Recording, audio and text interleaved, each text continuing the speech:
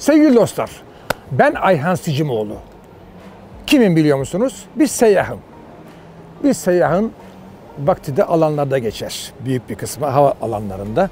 Burası da İstanbul Havalimanı. Dış hatlar. Sanki evim gibi oldu artık bu hava dış hatları. Ama bu sefer yakalandım. Bunu görünce ne yapıyorsunuz burada falan dedim. Dediler bir şey çekeceğiz. Bir Ramazan eğlencesi çekeceğiz. Dediler tanıyor musun Kereban Ağa'yı? Dedim tanımaz olur muyum? Hastasıyım. Çok az kişi tanır. Siz nasıl tanıyorsunuz dediler. Dedim, rica ederim kardeşiniz dedim yani. Aslında Kereban Ağa şöyle söyleyeyim. Jules Verne biliyorsunuz değil mi? Müthiş yazar. 1800'lerin yazarı Fransız. Dünyanın en hayal gücü kuvvetli olan adamı Jules Verne. Bir kitabı var. İnatçı Kereban Türkçesi. Bu kitap çok tanınmaz ama Türkiye'de geçer. Daha doğrusu Osmanlı'da geçer. Enteresandır. Yani bence zaten Kereban değil Kahraman Ağa. Çünkü Fransızca'da H harfi yoktur. İtalyanca'da kelime arasında. Yani kahramandı herhalde. Kahraman Kereban olmuş. Kahraman Ağa tam bir Türk. Kılığıyla, esprisiyle, inatçılığıyla Arnavut olma ihtimali var bence. Tabi bunu yazmıyor. Bence Arnavut. Asıllı bir Türk, bir Osmanlı. Zengin bir adam. Tütün tüccarı. Hadi hep beraber içeri girelim. Kahraman Ağa'nın masasına. İstanbul Havalimanı Dış Hatlar Terminalindeyiz. Birazdan nereye gideceğiz söylemem. Deniz aşırı ülkeye. 10 küsur saat yolum var. Ondan evvel size anlatayım da sonra gideyim. Gelin. İnatçı Karaban bir ağa. Osmanlı ağası. Böyle göbek, böyle kuşak, şalvar, sarı kaftan, cepken, işlemeli, sakal, keskin suratlı ama inatçılığıyla biliniyor. Zengin, tütün tüccarı. Böyle dedik bir adam. Bence Arnavut. Tahmin ediyorum. Yazmıyor ama onlar öyledir. Mert insanlardır Arnavutlar. Biz öyle biliriz daha doğrusu. Fakat inatçıdırlar. Ve sonuna kadar da dayanırlar. Bırakmazlar kolay kolay. İnatçı Kereban ya da kahraman Üsküdar'da oturuyor. Çünkü eski İstanbul zenginler niye biliyor musunuz? Onu pek bilmezler aslında. Size anlatayım niye olduğunu. Bana bu eski İstanbul'u bir paşa anlatmıştı. İllami Hüseyin Paşa vardı. Arkadaş olmuştu. Fransa'da oturuyor. Zengin Osmanlı Paşası. O da onun anlattığı kadarıyla zengin Türklerin oturduğu yer Asya tarafı, Avrupa'da Avrupalılar oturuyor. Avrupalılar Avrupa'da oturur. Türkler, ağalar, paşalar, sultanlar Asya tarafında. Kahraman Ağa'nın da evi Üsküdar'ın tepesinde. Bir kalede. Şimdi kitabın açılışında Hollandalı tüccarı görürüz. İstanbul'a gelmiştir. Von Mitten ve uşağı Bruno. Fakat Bruno ilk defa İstanbul'a geliyor uşak. Fakat Von Mitten çok gelmiş. Türkçe de konuşuyor. Tütün alıyor buradan Hollanda'ya. Fakat çok şaşırıyor. İstanbul bomboş. Öbürü diyor ki vallahi böyle değildi ya diyor falan diyor. Nasıl olur diyor. Kimse yok diyor falan diyor. Karnım acıktı diyor uşak. Bir şeyler yerim diyorlar. Gittiklerinde bunlara bir şey vermiyorlar. Top atılınca diyor. Bunlar anlamıyorlar top atılınca ne demek. Ya bir şey içerim. Hayır top atılınca diyor o da. Hala anlamıyorlar. Ondan sonra şaşkın yürürken küt diye bir adamla çarpışıyor. Von Mitten iri cüsseyle bir yerden sen geç ben geç bir inatlaşma oldu. Adam ama çekilmiyor çarptığı adam. Heybetli bir adam. Bir bakıyor ki Kereban Ağa, Kahraman Ağa diyor. Evet diyor. Meğerse tütün işi yapmışlar beraber. Kucaklaşıyorlar falan.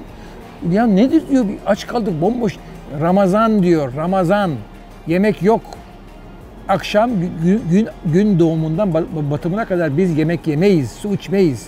Birazdan göreceksin ne olacağını diyor. Top atılınca diyor.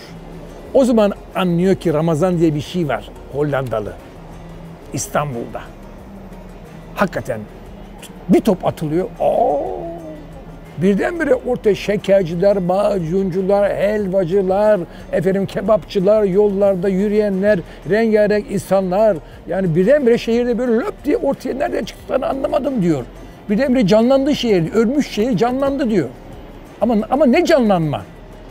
Geç saatlere kadar devam eder eğlenceler. Hani anlık değil. O zaman öyle değil. Sabaha kadar sürüyor. Sabahta yapıyorsun efendim sahurunu, yatıyorsun. Sahura kadar eğleniyorlar İstanbul'da, Ramazan'da. Neyse. Katiyen bırakmam diyor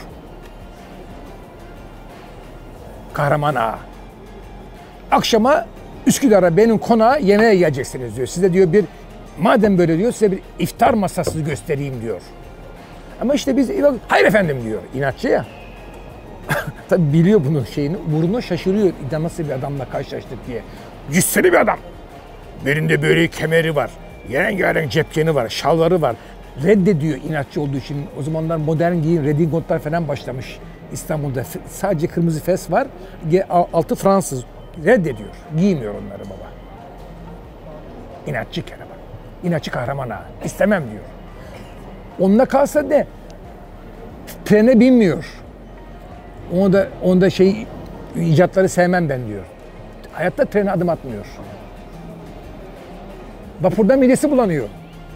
Karşıdan karşıya geçerken kürekle geçiyor evine. Onun da benim midesi bulanıyor. Hemen asıl küreklere hızlı falan diyor. Hemen yani modern bir adam değil. İlle diyor Üsküdar'a bana iftara geleceksiniz diyor.